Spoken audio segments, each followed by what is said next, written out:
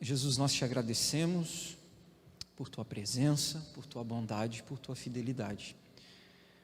Pedimos, Senhor, que o Senhor libere o teu poder nesse lugar, através da tua palavra, porque o Evangelho é o poder de Deus.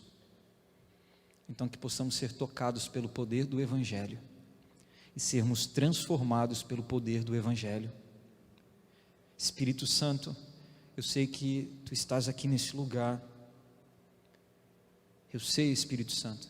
Então eu te peço, nos dá sabedoria, nos dá revelação, nos dá entendimento das verdades que serão proclamadas, anunciadas nesse lugar, nessa noite. Nos ajuda para que essa mensagem não fique só no nosso intelecto. Nos ajude para que nós não venhamos simplesmente para que nós não sejamos meramente admiradores das tuas verdades, mas para que nós possamos ser praticantes das tuas verdades. Não queremos apenas admirar. Isso não significa que nós não admiramos quando nós paramos e contemplamos, mas o Senhor não está à procura de admiradores. O Senhor quer seguidores, discípulos, aqueles que vão te seguir, que vão obedecer às tuas verdades. Encontre aqui nesse lugar os nossos irmãos que estão nas suas casas, em seus lares. Encontra em nós esses que, mais do que admirar a tua palavra, querem te seguir e obedecer e praticar a tua palavra. Então, Espírito Santo, nos dá sabedoria e revelação, para que tudo isso venha a resultar em glória ao teu nome, para que o teu nome seja santificado através das nossas vidas. Amém. Amém? Nós não podemos ficar na esfera da admiração, gente. Nós não podemos ficar admirados. Quando Jesus pregava, tinha uma multidão que se admirava com os ensinamentos de Jesus. Uau! Olha como ele fala. Ele não fala como os doutores da lei, ele fala como alguém que tem autoridade. Muitos se admiravam do ministério de Jesus e do ensinamento de Jesus, mas você vai ver que, infelizmente, esses muitos que se admiravam, quando Jesus está ensinando, leia os evangelhos, você vai ver Jesus ensinando e a multidão admirada com o ensinamento de Jesus. Lá em Mateus você encontra isso, Jesus ensinando e a multidão admirada com o ensinamento de Jesus. Porém, quando Jesus estava na cruz, a multidão gritou: solte Barrabás. Só se admirar com Jesus, com o ensinamento dele, não vai. Então, nós não podemos meramente nos admirar com a palavra, falar: nossa, olha a palavra de Deus, que precioso, que lindo, que maravilhoso essa palavra de Deus, olha isso que está escrito. Nós não podemos ficar meramente nessa dimensão. Nós passamos por isso, porque é maravilhoso a palavra de Deus, amém? Você ama a palavra de Deus? Quantos aqui amam a palavra de Deus? Amém. É maravilhoso isso, é lindo as escrituras, mas não foi feito para ser admirado, foi feito para ser vivido. Deus, em sua soberania, gente, isso a gente ter acesso à Bíblia, isso aqui é um milagre dos maiores que existem. Tantos homens que morreram, que perderam suas vidas, zelando pelas escrituras para que hoje nós tivéssemos acesso a ela, né? Tantos autores, autor do quê? 40, Lopes? 40 autores? 40 autores, cada um em uma época, e quando você pega as escrituras, você vê uma verdade de ponta a ponta dela. Olha isso, gente. E aí depois homens que morreram, que foram perseguidos, para que nós tivéssemos acesso. Tudo isso debaixo da soberania e do cuidado de Deus, para que acontecesse o quê? Para que o nome dele seja santificado. E aí eu não posso parar de frente das escrituras e meramente admirar, eu preciso praticar. É como se eu estivesse honrando. Quando eu obedeço, eu honro a Deus por todo o zelo que ele teve para que hoje eu tivesse acesso à Bíblia. Quer honrar a Deus? Obedeça a palavra dele. Essa é a melhor forma da gente honrar ele. Melhor do que você honra de fato a Deus, não é quando você canta a honra, a glória, a força e o poder a ti. Talvez cantei errado. Você honra ele de fato, não quando você canta uma música que desonra ele. Você honra ele, nós honramos a ele de fato quando o quê? Nós obedecemos o que está escrito, o que ele diz. Nós obedecemos a palavra, aí nós honramos ele. Aí ele olha e fala: valeu a pena. Nós honramos os pais da fé, heróis na fé, nós honramos eles quando nós obedecemos, porque nós precisamos até aprender isso, a honrar a geração que passou. Nós precisamos honrar aqueles que passaram, que deram a sua vida por amor ao Evangelho. Nós precisamos honrar eles. E como nós honramos? Vivendo a verdade daquilo que eles zelaram tanto para que nós tivéssemos acesso. Amém, gente? Por isso é muito bom a palavra de Deus. Vamos lá em Levítico, capítulo 19. Levítico, capítulo 19.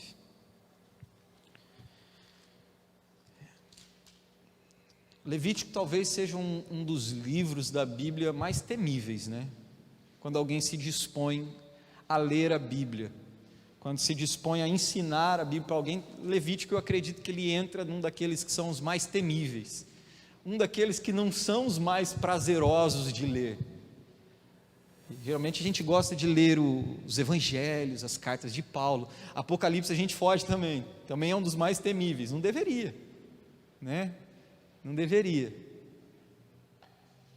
Mas tem aqueles livros assim que são os mais temerosos, que às vezes muitas vezes na jornada bíblica Levítico entra num daqueles que servem como um motivo de parar a leitura. Lê Gênesis, Gênesis é legal, né? Gênesis não é legal? Lê Gênesis, toda a história da criação, como foi vindo os patriarcas e Abraão, você vai vendo todas as histórias ali, as tribos, Isaac, Rebeca, Jacó, Esaú, todas as tribos, tudo acontecendo, até que legal. Aí quando você vai em Êxodo, legal também, né? Cara, você vê tudo acontecendo, Deus libertando o povo, essa jornada do povo, da saída do Egito, né? Essa peregrinação no deserto, você fala, uau! Aí chega Levítico, você fala, várias leis cerimoniais, várias leis com questão aos sacrifícios, várias leis com questão à conduta, e nós, por natureza, principalmente brasileiro, não gostamos de leis.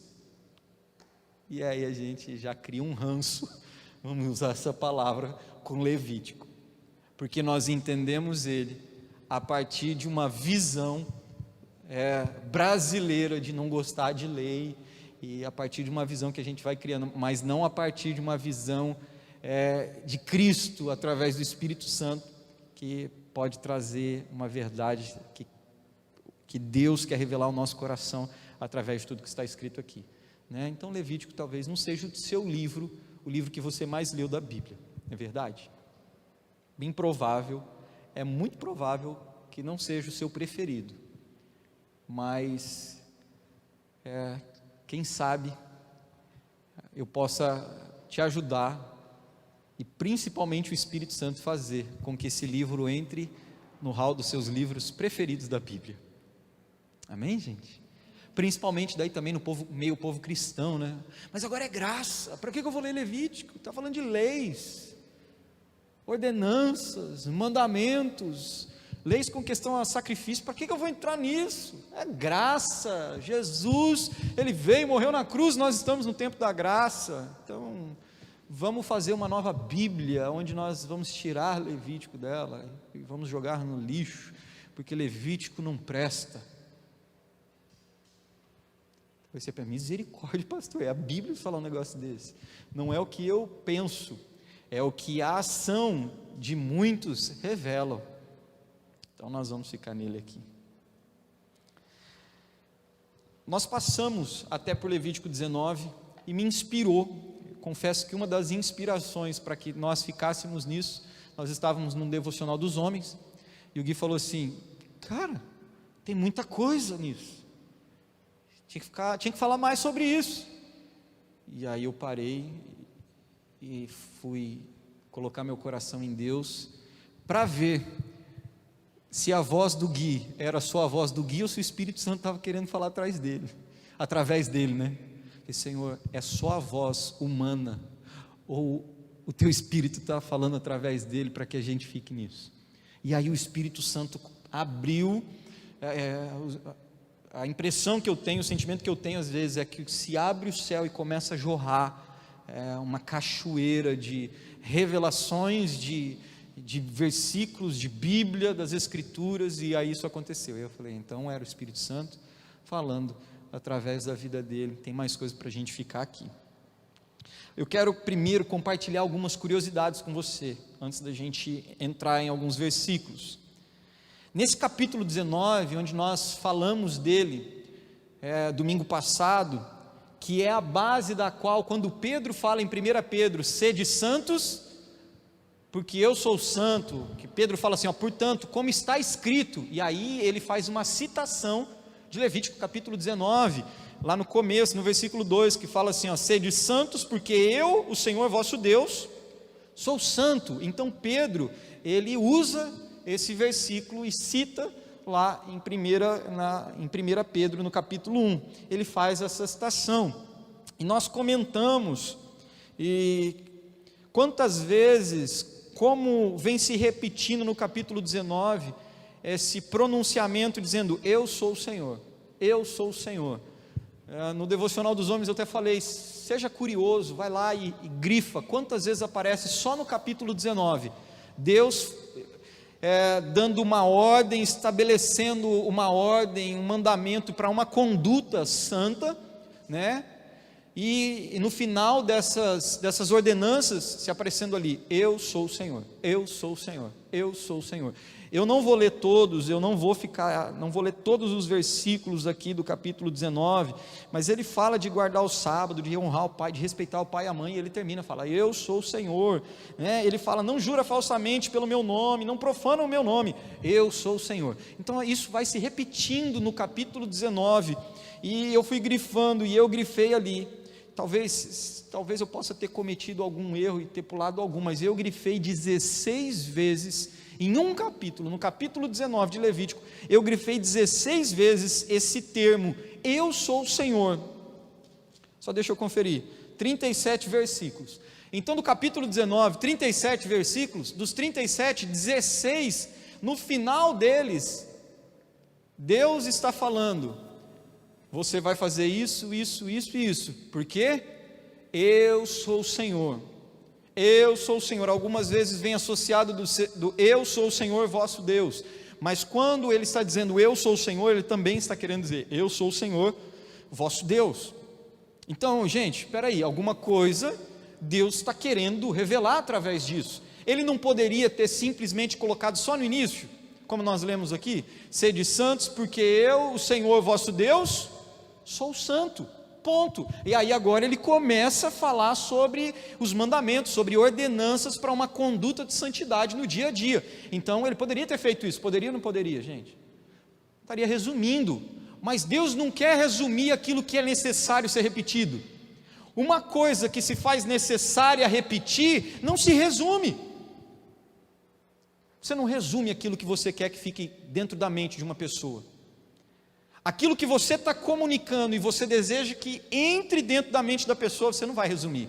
Por quê? Você quer repetir intencionalmente, você quer trazer essa verdade à tona. Não é para resumir.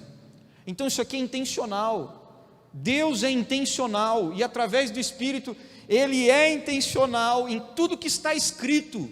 Tem uma intenção de Deus, um propósito a ser revelado. Então não é à toa. Aleluia. E aí eu fiquei curioso, eu falei, Jesus, tá, se 16 aqui, e em Levítico todo? Em Levítico todo então vão aparecer aí 46 vezes, em Levítico vai se repetir, Eu sou o Senhor, como eu disse algumas vezes associado, eu sou o Senhor, vosso Deus. Então 46 vezes, pode ser que eu esteja comendo um, ou acrescentando um na minha conta, tá? Mas 46 vezes, nessa média, aparece em Levítico. Ô gente, aí você pode dizer assim, poxa Deus, para que repetir 46 vezes, eu sou o Senhor? Nós já entendemos, e aí Deus falaria para nós assim, não, vocês não entenderam, por isso que eu estou repetindo. Aí a gente poderia falar, eu já entendi, o pastor sempre já está falando faz tempo esse negócio de santidade, fala isso sobre povo, sobre sermos filhos, eu já entendi. E aí Deus continua na sua máxima dizendo para nós, não, vocês não entenderam. O pastor, mas eu entendi sim. Então Deus diz para você, parabéns, você entendeu, mas para que você não se esqueça um dia, eu vou continuar repetindo. Esse é o nosso Deus, cara. Isso é o que? Zelo, porque Ele não quer que nenhum se perca. Então isso não se trata de um fardo, de uma chatice divina. Isso se trata de um zelo de Deus, porque Ele não quer que você se perca em meio ao caminho. Principalmente você que já entendeu e já está vivendo essa verdade. Ele continua repetindo. Por quê? Porque aquele que está em pé precisa cuidar para não cair. Então Ele vai repetir. Porque o dia que você pisar fora, opa, tem uma verdade que Deus está repetindo. Amém? Então fique atento quando você ouvir que uma coisa está se repetindo.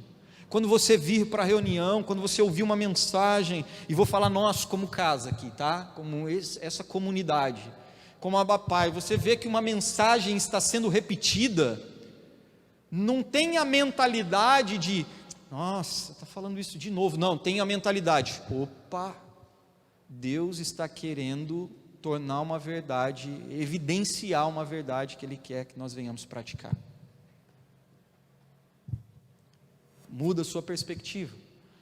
Se você começar a ver, poxa, escutei escutei um pastor falando numa live sobre isso, escutei outro falando sobre isso, não é todo mundo falando a mesma coisa, você já sabe, Deus está repetindo uma verdade, porque Ele quer chamar a nossa atenção para ela, para que ela seja vida em nossa vida.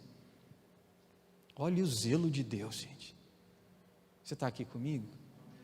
Que bom. Então 46 vezes, e aí eu tive um pouquinho de curiosidade para saber a questão da palavra santo, quantas vezes ela aparece em Levítico. Então só em Levítico, em torno de 80 vezes.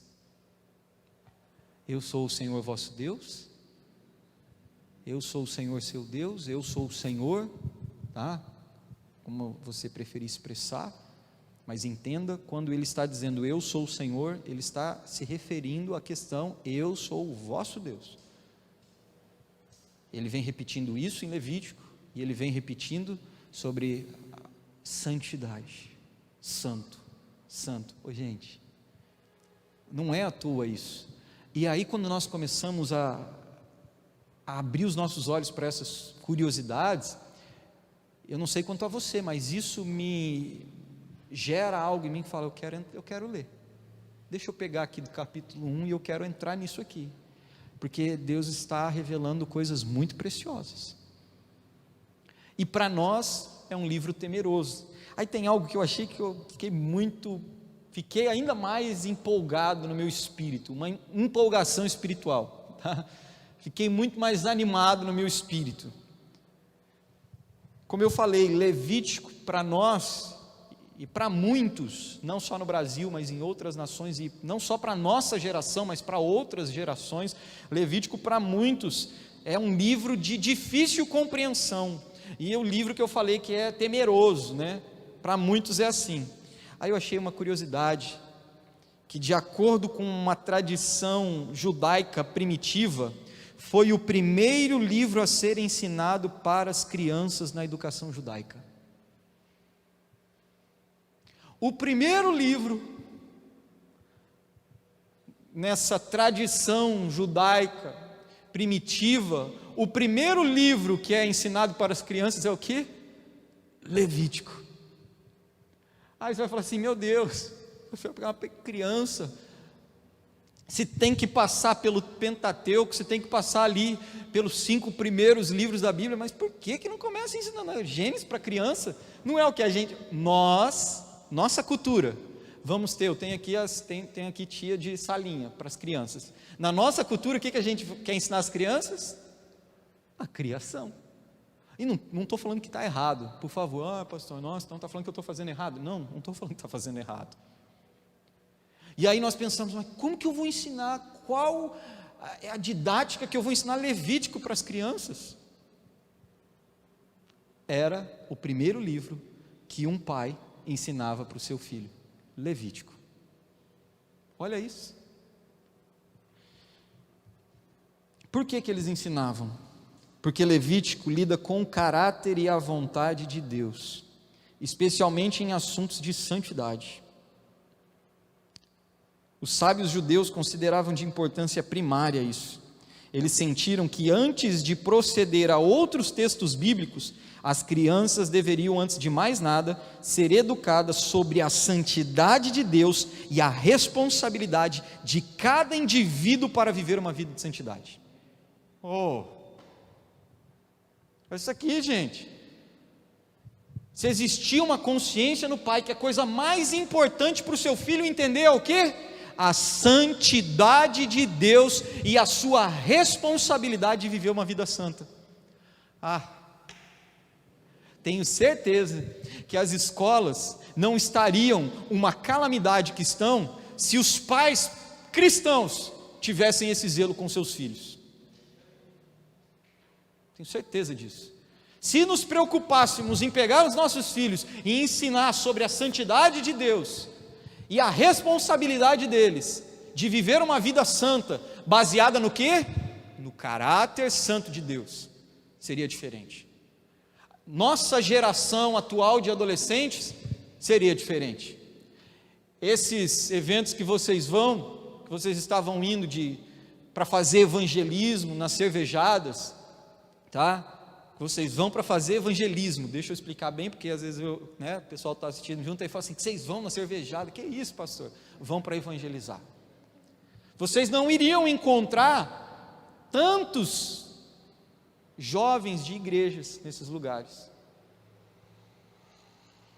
E tem um monte, não tem não? Tem mais do que a gente consegue imaginar, na verdade, porque tem uns que a gente não conhece. Então a preocupação do pai era ensinar o caráter santo de Deus. Por isso que ele primeiramente dava essa importância primária para Levítico. Eu quero que meu filho aprenda a santidade de Deus. Mas hoje, não, isso é careta, isso aí não... hoje os dias são outros, mas a Bíblia é a mesma. A verdade é imutável. E a santidade de Deus também. Então agora eu tenho que colocar meu filho de joelho no milho? Não. Você tem que colocar o seu filho de joelho do seu lado, para ele crescer em Deus junto com você.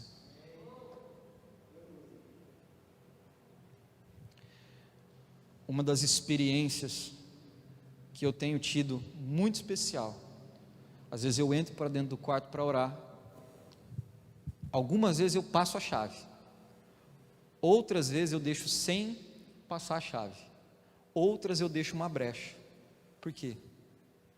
O Rafael está ali brincando, ele passa e vê o pai dele lá, de joelho, orando, lendo a Bíblia. Pastor, mas tem que fazer em secreto. Não quero recompensa do meu filho, eu quero ensinar um princípio para ele. Aí ele já falou para a Bruna: mãe, o pai estuda um monte, né? Ele fica lá no quarto sempre estudando, porque para ele toda vez que eu entro dentro do quarto é para estudar. Aí hoje, e às vezes que eu não passo a chave também, eu não passo porque eu sei que provavelmente ele vai lá. Hoje foi um dia desse, que ele invadiu, bateu a mãozinha lá, entrou uma vez para compartilhar uma coisa lá que ele estava fazendo. Legal, filho, legal, tal, mostrou lá umas peças que ele tinha montado de bloco. Legal, filho, fecha aí para o pai. Fechou. Aí veio de novo, veio falar de uma outra coisa. Legal, filho, fecha aí para o pai. Fechou. Aí outra vez ele entrou, aí eu falei para ele: você está querendo orar comigo, né? Você quer orar com o pai? Quero. Eu falei: que oração você quer fazer? O que você quer orar? Pai Nosso, Pai, quero orar o Pai Nosso. Eu quase que eu ia mandar mensagem para o Mike. O Mike está mais disciplinado que eu, não sei. Quero orar o Pai Nosso. Orou o Pai Nosso. Falei: e o que mais? O que mais você quer orar? Quero agradecer a Deus, Pai, por você ter me escolhido como seu filho, por você ter escolhido meu nome, que é Rafael, que eu gosto. Simples, o jeito simples da criança. E aí a gente começou a conversar um pouquinho. Aí ele começou a falar: ô pai, como que é o nome da esposa de Abraão? Eu tenho 4 anos. Eu falei: Sara. Ele: não, pai. Eu falei: é, filho. Não, mas e aquela de Jacó e Esaú que ajudou o filho? Ah, eu falei: não, essa aí é Rebeca, filho. Essa aí é Rebeca. Aí eu falei: olha aí, gente, princípios. Eu não preciso colocar ele de joelho no milho porque ele não ora. Eu preciso colocar ele de joelho junto comigo. Vem aqui. Ah, mas isso é porque você é pastor. Não, isso não é algo para pastores. Isso é para todo aquele que faz parte do povo de Deus, porque uma geração contará a outra geração as suas maravilhas, Senhor.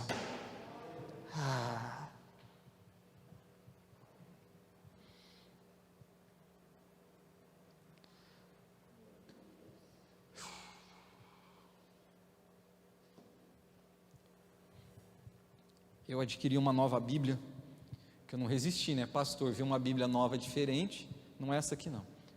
E aí eu vi ela e falei: uau, que Bíblia da hora, legal. Tem assim, ó, como que é o nome daqueles negócios assim, tipo de caderno? Não, aspiral assim, tem uma aspiral mó legal, assim, um leãozão na capa. Bíblia Anote, aí tem espaço para você fazer anotação, já estou enchendo ela de anotação. Aí eu falei para a Bruna assim: estou anotando, porque essa é a Bíblia que eu vou dar para o Rafa. Aí ela falou assim: mas ele também precisa ter a anotação dele. Eu falei: mas a base da anotação dele vai ser a minha, porque eu estou criando um fundamento para ele, estou criando um chão para ele. Ele não vai anotar do zero, ele vai anotar a partir do que está ali. Ele vai ver, ele vai ser estimulado a isso. Pastor, isso é porque você é pastor. Não, isso não é para pastores, isso é para o povo de Deus. Isso é para você. Isso é para você. Pastor, você dando seu testemunho, você está se achando, né? Não. Eu sinto vergonha porque eu sei que eu poderia fazer mais, e sinto vergonha que eu vejo que às vezes eu demorei um pouquinho. Pastor, mas só tem 4 anos.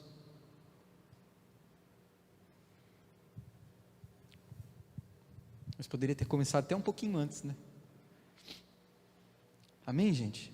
Então isso não é guarda isso na tua cabeça, isso não é para pastor, isso não é para apóstolo, não é para líder de ministério, isso é para você, isso é uma realidade acessível para você.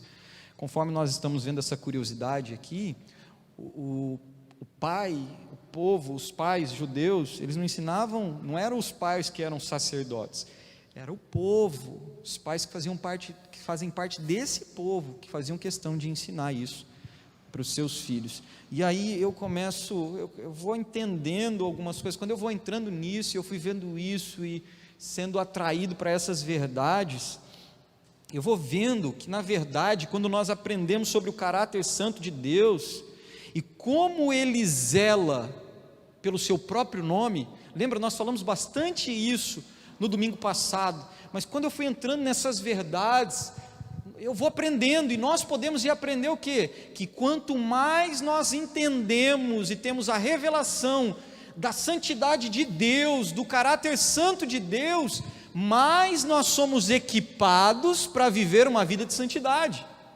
Consegue entender? Como que eu faço para me equipar para viver uma vida de santidade nos dias de hoje?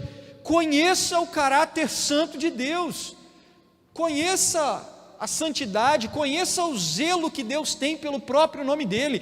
Isso é uma forma de você se equipar para viver uma vida de santidade. Esse é o princípio que um pai judeu ensinava para o seu filho, por isso que ele ensinava Levítico, dando esse princípio: eu vou equipar meu filho com essa verdade da santidade de Deus, para que ele entenda a responsabilidade dele e tenha todo o aparato para viver uma vida em santidade.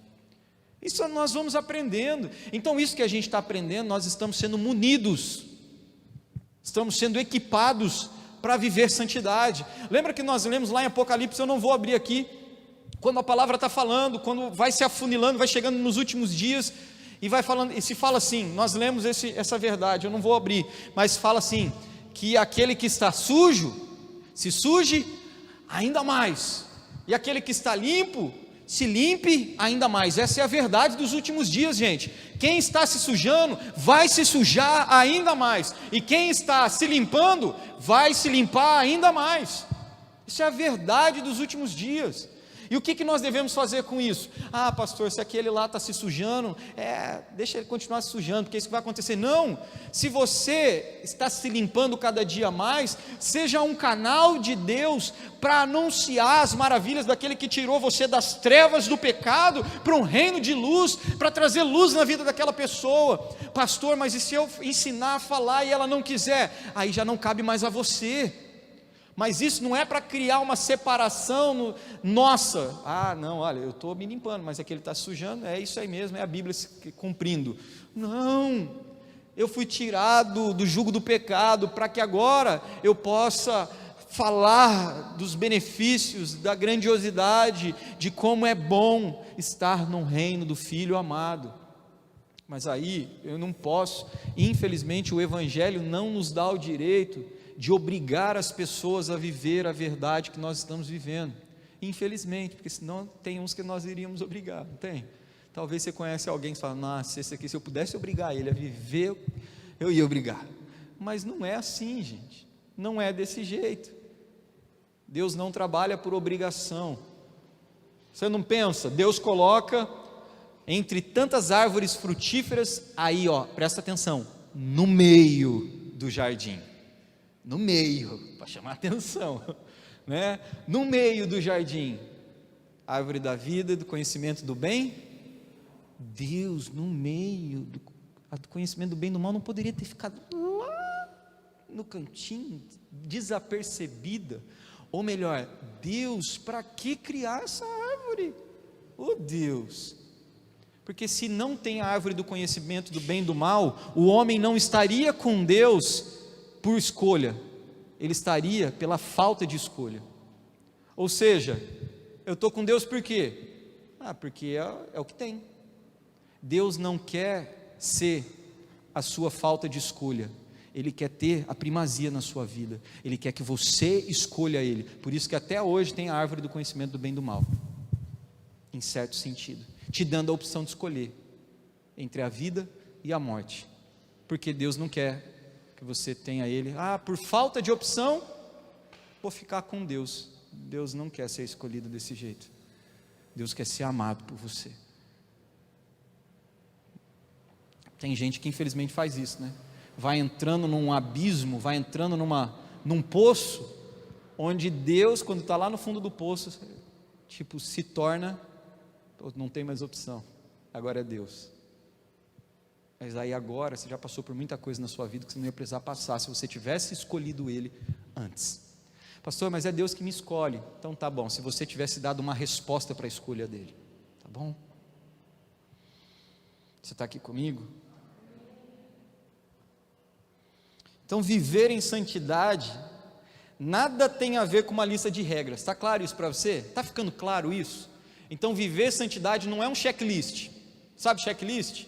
Não é fazer um checklist, eu faço checklist direto no meu celular, porque tem coisas que eu tenho que fazer, aí eu estou lutando para criar esse hábito, então eu escrevo lá no notas aqui do Google, escrevo lá afazeres, do dia de hoje, e eu faço lá um checklist, isso, e depois eu só venho ticando os que eu vou fazendo. Então não sei se você já fez um checklist, isso aqui eu fiz, apaguei, isso aqui eu fiz, apaguei. Então viver santidade não é ter um checklist, isso aqui, isso aqui, não é isso, está claro isso, não é uma lista de regra, não é um checklist daquilo que eu tenho que fazer, mas é viver de acordo com o caráter santo de Deus, tá? Então, santidade não tem a ver com um checklist de afazeres, com uma lista de tarefas. Santidade tem a ver com eu me posicionar a viver de acordo ao caráter santo de Deus. Porque santidade não brota de mim, brota dele que é santo.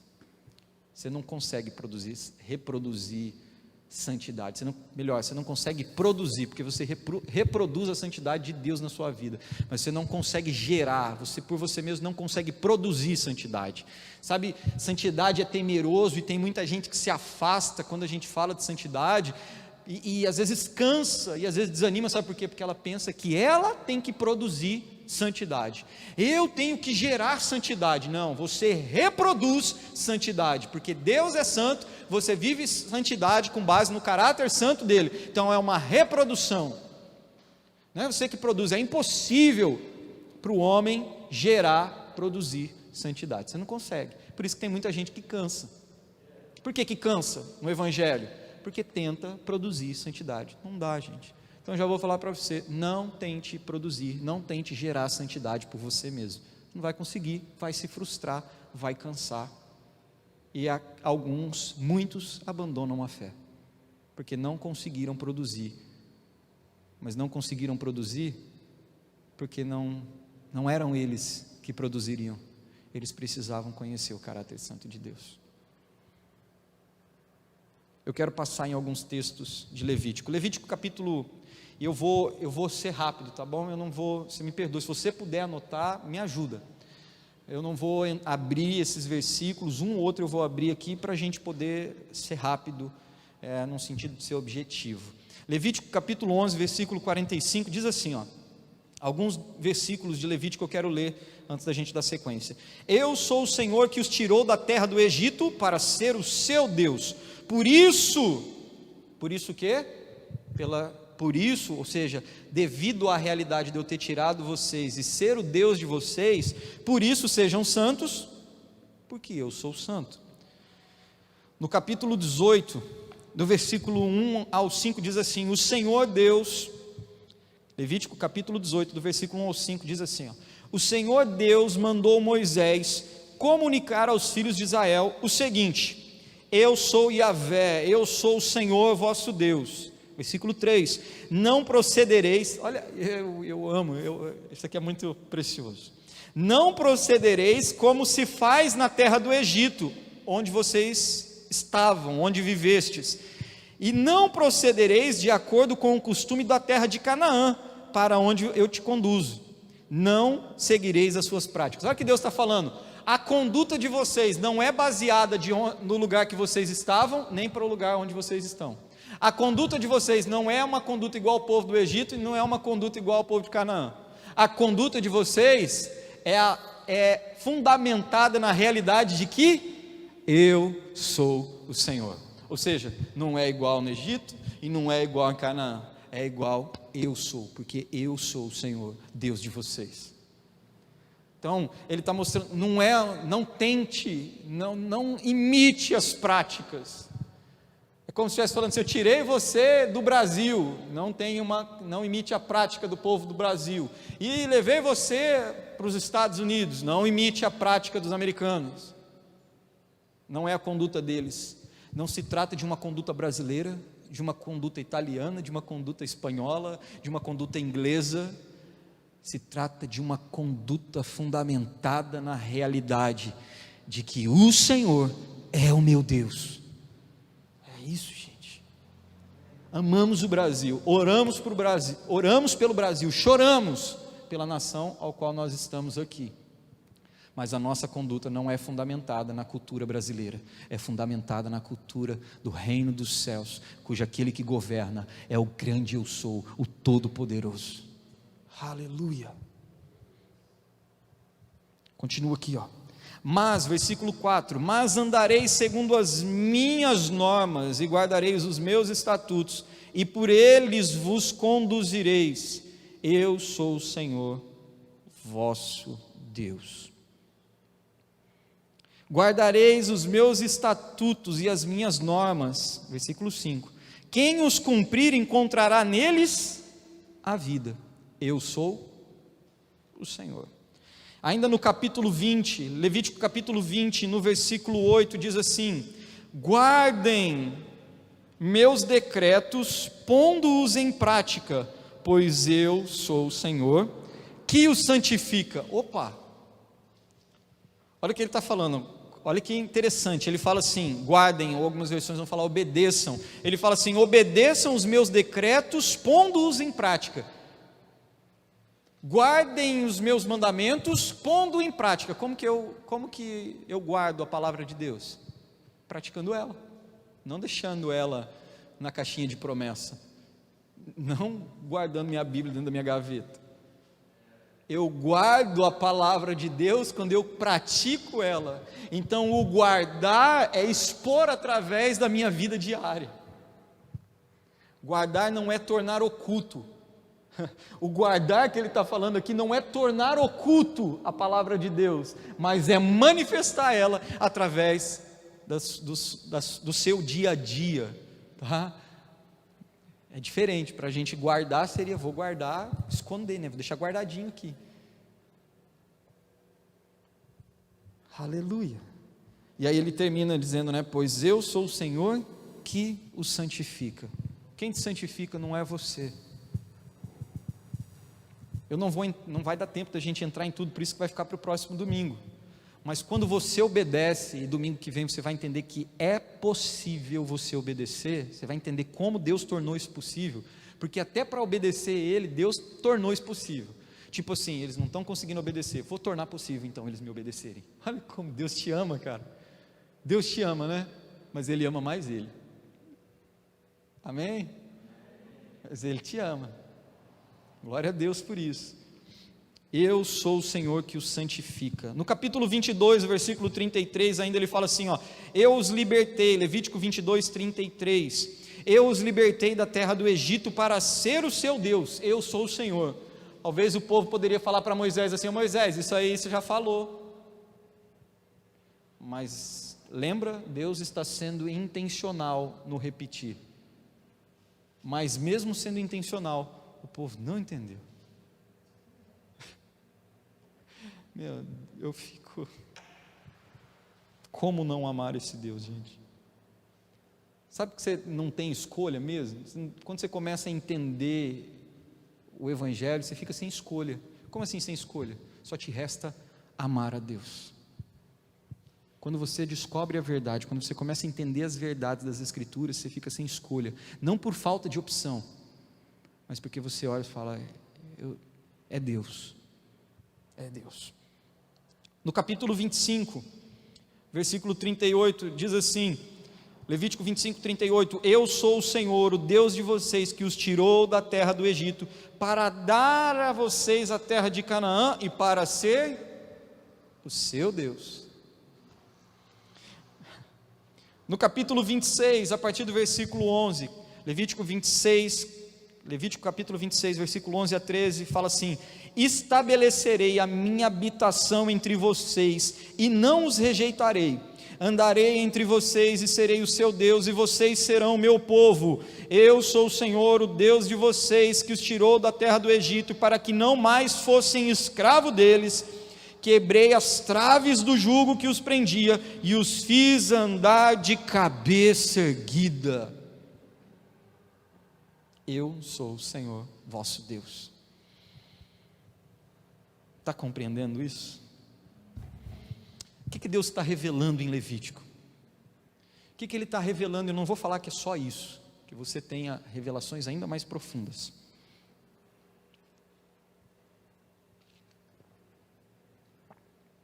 O que Ele quer que nós venhamos entender em Levítico, com todas essas repetições, 16 vezes aqui no capítulo 19, 46 vezes no livro todo, ele sempre está falando de uma conduta para o povo, porque Levítico está falando dessas condutas, dessas leis, das formas de se portar, tanto cerimonial, sacrificial, diária, como está falando lá de honrar, de respeitar o pai, a mãe, de não falar coisas falsas contra o irmão. Então o que ele está querendo? Simplesmente nos dar uma conduta? Não. Porque ele não fala conduta e deixa vazio, ele vem falando, eu sou o Senhor, vosso Deus. Por quê? Porque Ele quer que nós entendamos a santidade a partir do conhecimento do caráter dEle. Então o que Ele está falando em Levítico?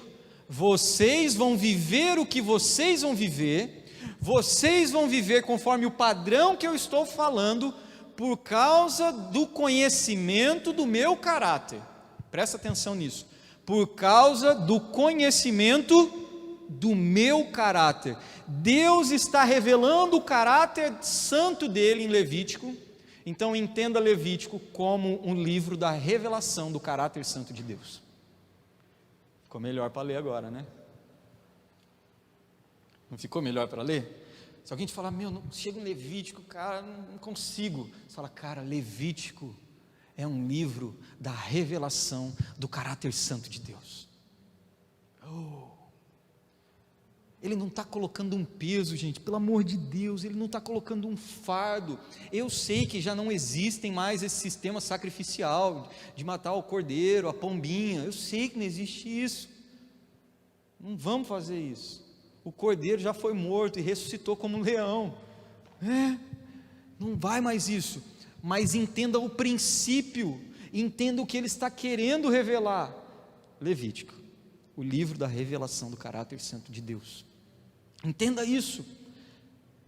Nós conhecemos o caráter santo de Deus lendo Levítico, mas nós precisamos conhecer o caráter santo de Deus não só na leitura, mas na intimidade, no relacionamento. Aí entra um problema, mas tem um povo que está resolvendo esse problema. Qual é o problema? O problema é que nós nos convertemos ao cristianismo, nós nos tornamos evangélicos, e uma das últimas coisas que nós nos preocupamos é em conhecer o caráter do Deus ao qual nós estamos nos entregando. Você reparou, você faz o apelo, vem para Jesus, você que quer entregar a sua vida para Jesus. As pessoas vão entregar suas vidas para Jesus em busca de uma melhora para si, não em busca depois de conhecer o caráter do Deus que eu pertenço. É uma catástrofe. Eu me entreguei para um Deus que eu nem conheço o caráter dele. Tudo bem, pastor, mas inicialmente não conhece. Mas o problema não é o inicialmente, o problema é que se entra na rotina evangélica, entra no mundo evangeliquez e busca os seus benefícios. Eu quero ir 7 finais de semanas porque eu quero alcançar a minha vitória, e não se conhece o caráter de Deus. Isso é uma lástima, isso é uma catástrofe. Eu sirvo a um Deus que eu nem conheço o caráter dele. Não, gente. Então eu tenho para mim uma coisa, mediante tudo isso, que talvez a maior, ou uma das maiores catástrofes dos nossos dias, e talvez não seja só dos nossos dias, mas vou falar dos dias em que nós estamos vivendo. Uma das maiores catástrofes é o quê? Viver um cristianismo sem Cristo. Ser evangélico sem ter o Evangelho. Completamente contraditório. A igreja vive a maior contraditoriedade de toda a face da terra. O quê? Viver o cristianismo sem Cristo e ser evangélico sem ter o Evangelho, sem viver o Evangelho. Por que sem Cristo?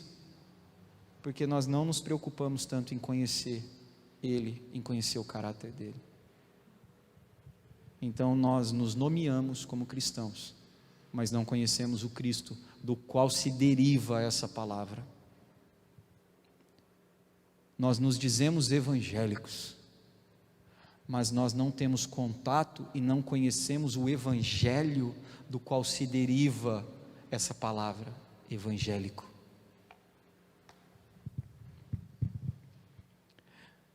E aí nós precisamos orar. Jesus, desperta a tua igreja. Aí é o que eu falo, eu tenho me reunido com alguns pastores, toda quarta-feira pela manhã, um tempo precioso, e uma das orações que a gente tem feito toda quarta-feira, Senhor, avivamento, Senhor, Por que nós estamos pedindo avivamento? Porque nós reconhecemos que estamos mortos, porque só precisa ser avivado aquilo que está morto. Se está cheio de vida, não precisa ser avivado. Precisamos de um avivamento, um despertamento, que vai preparar a igreja para o retorno de Cristo.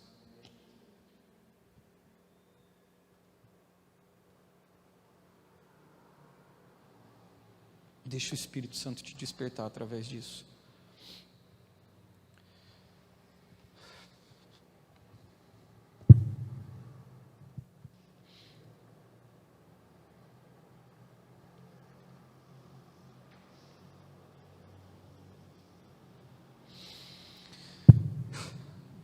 Vamos continuar mais um pouquinho.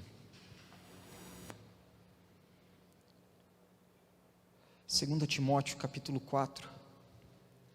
2 Timóteo capítulo 4. Lembra que eu falei que isso é um problema, né? Então eu lancei um problema. Qual é o problema? Cristianismo sem Cristo, evangélico sem evangelho. Isso é um problema. É um problema lançado, mas a gente pode resolver ele. Então, vamos caminhar aqui. Tem uma solução para isso. Claro que embora eu possa ter falado do avivamento, mas tem soluções para isso. Não está perdido. Amém? Não está perdido. Pastor, então está tudo perdido. Não, não está perdido. Por que não está perdido? Porque nós temos um Deus que zela pelo próprio nome dEle, e mediante isso, está levantando uma geração que está despertando para um compromisso com a verdade do Evangelho, para um compromisso com o Espírito Santo, e uma geração que quer conhecer Deus e mergulhar cada vez mais profundo nele. Eu acredito e eu estou vendo isso acontecer, tá? Aleluia. Talvez você perdeu uma bela de uma oportunidade de dizer: eu faço parte disso, ainda que fosse pela fé. 2 Timóteo capítulo 4, versículo 3 e 4 diz assim, pois virá o tempo em que as pessoas já não escutarão o ensino verdadeiro, ou não suportarão a sã doutrina, ou não suportarão o santo ensino. Olha o que Paulo está falando para Timóteo, cara.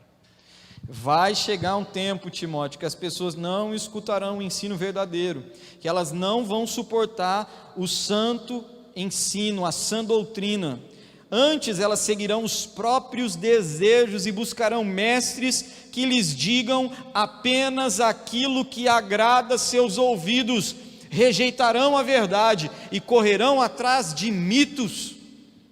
Olha o que Paulo está falando para Timóteo. Vai chegar um dia, Timóteo, que as pessoas não vão querer ouvir a verdade.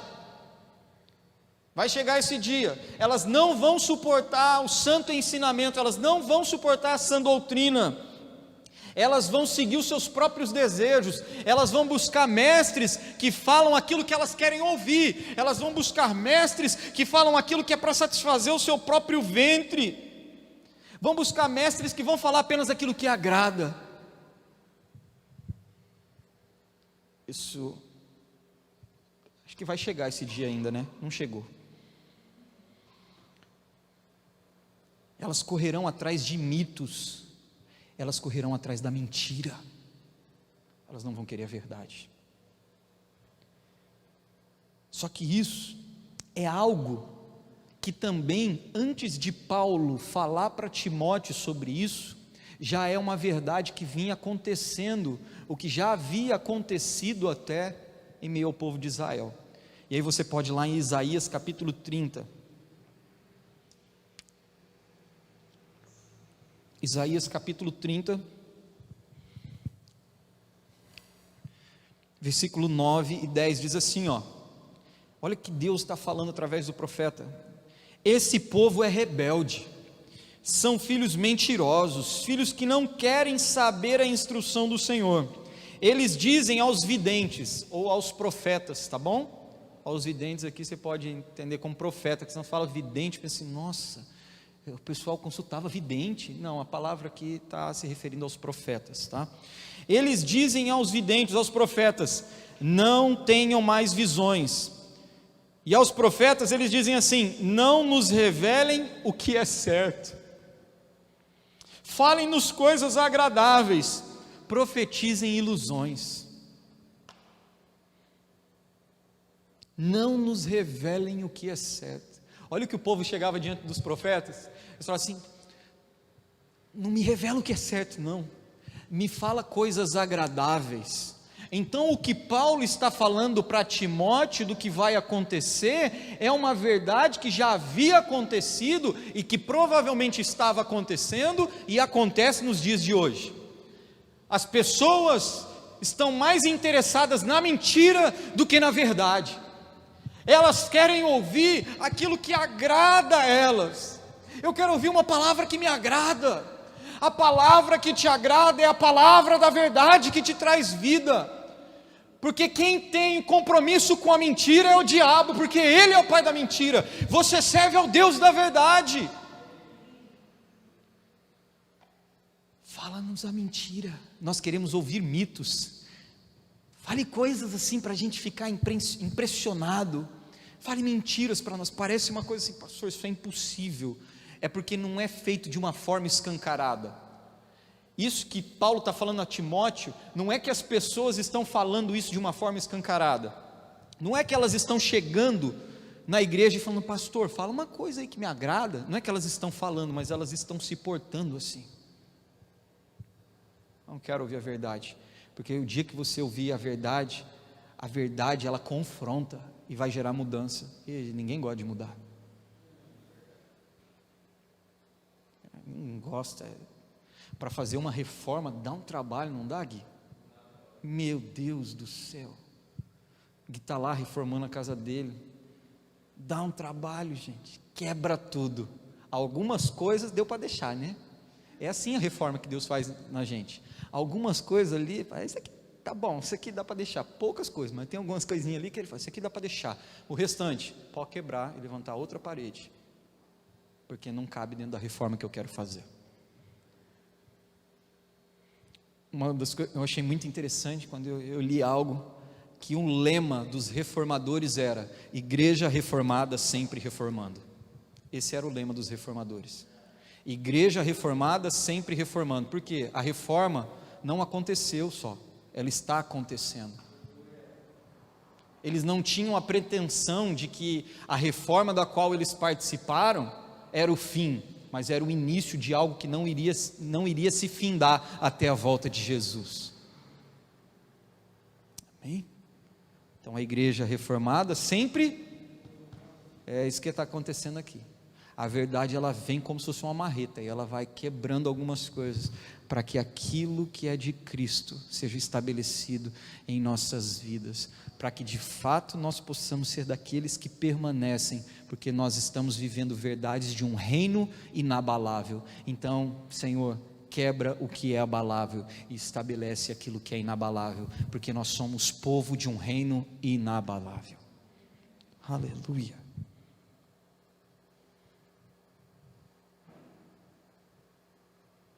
Mas há uma esperança. Tem um povo que entra dentro disso, de um conselho que Paulo está dando para Tito, sobre a missão de Tito em Creta, de levantar presbíteros. Então Tito tem uma missão em Creta, de levantar presbíteros, e Paulo está aconselhando a ele sobre os princípios, sobre o estilo de vida desses presbíteros. Pastor, mas é só para presbíteros? Não. Nós podemos aplicar, porque é completamente aplicável para nós, tá? Então lá em Tito, capítulo 1, versículo 9, Paulo está falando para Tito assim: apegue-se, ele está falando de como devem ser os presbíteros, tá? Mas se aplica para nós. Pastor, eu não sou presbítero, então eu não preciso dessa verdade aí não. Precisa, nós precisamos. Ele está falando assim, que sejam aqueles que se apeguem-se firmemente à fiel palavra. Eu estou lendo na versão King James, talvez a sua esteja um pouquinho diferente. Apegue-se firmemente à fiel palavra, da forma como foi ministrada, a fim de que seja capaz tanto de encorajar os crentes na sã doutrina ou no santo ensino, quanto de convencer os que se opõem a ela. O que Deus quer fazer de você? Deus está, eu não vou falar que Ele vai levantar, Deus está levantando um povo que se apega de uma forma firme à fiel palavra, com o propósito de encorajar aqueles crentes na sã doutrina, mas também de convencer os que estão se opondo a essa sã doutrina. Eu faço parte disso. Se você quiser, entra dentro dessa realidade de ser aqueles que vão encorajar pessoas a viver a sã doutrina e também vão se opor àqueles que estão indo contra a sã doutrina. É isso que Paulo está falando para Tito, aconselhando. Esses homens tem uma geração no Brasil e no mundo se levantando dessa forma. Há uma geração comprometida com o Evangelho, cara. Há uma geração comprometida com Cristo. Pastor, mas talvez eu não estou vendo. Procura, olha, abre a sua visão. Pastor, mas talvez eu não estou vendo. Talvez esses nem vão estar nas mídias sociais. Alguns Deus coloca, como esse cara tão precioso como é o Douglas Gonçalves. Deus coloca alguns nas mídias sociais, mas a maioria não vão estar no YouTube, não vão estar no Instagram, não vão estar nas redes sociais. A maioria não vai estar nesse lugar, mas ainda vão ser aqueles que se apegam fielmente à verdade e estão anunciando a verdade para outros, encorajando a outros, se firme no Evangelho, se firme na sã doutrina e se opondo contra aqueles que estão pregando o contrário disso. Tem uma geração, nem todos vão estar nas mídias sociais. O que você vê no YouTube, bombando nas mídias sociais, ele talvez representa apenas os milhares de milhares que estão escondidos. Não escondidos como se estivessem trancafiados com medo, estão escondidos porque não estão em evidência nas plataformas sociais. Quem é você nisso tudo?